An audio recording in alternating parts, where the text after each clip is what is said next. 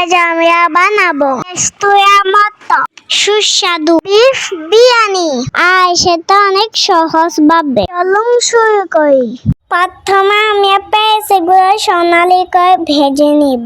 রসুন লবণ দিব পেঁয়াজগুলোতে। দেন রাখবেন। পেঁয়াজ যত ভাজা হবে বিরিয়ানির স্বাদ তত বেড়ে যাবে। এখন মরিচের গুঁড়ো জিরা গুঁড়ো দিয়ে ভালোভাবে মিক্স করে আমাদের প্রিয় মশলা দেওয়া শেষ। এখন 3 কেজি মাংস দিয়ে দিব।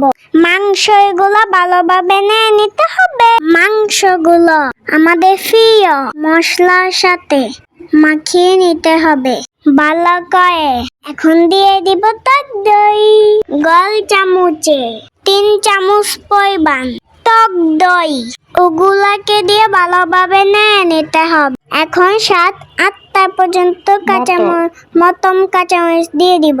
1 কেজি একটা লিকুইড দুধ ফোটা দিয়ে দেব মাংসের মধ্যে। মাংসটা মাঝাই আছে ভালোভাবে কষিয়ে নিতে হবে যতক্ষণ না তেলটা আলাদা হয়ে আসে। মাংসটা পুরোপুরি কষানো হয়ে গেলে একটা কড়াইতে তেল দিয়ে দিব। পেঁয়াজগুলো সোনালি কালার হলে আসলে এবার দেওয়া চালটা উপরে দিয়ে দেন। চালগুলা কড়াইতে ভালোভাবে নিয়ে নেন। এই ছোট্ট দাফে যেন শুরু হলো বিরিয়ানি আসল ম্যাজিক। আর দিয়ে দিয়ে রান্না হোক। চাল আর মাংস মিলবে একদম রেস্তোরাঁ স্বাদের মতন। চালের উপর পরিবার মতন পানি ডালুন। পানি যেন পুরো চালকে থেকে রাখে। এবার গোলাপ জল ও কেওড়া জল একসাথে মিক্স করে চালগুলো দিয়ে দিব। চাল ওগুলোকে ভালোভাবে নিয়ে নিতে হবে।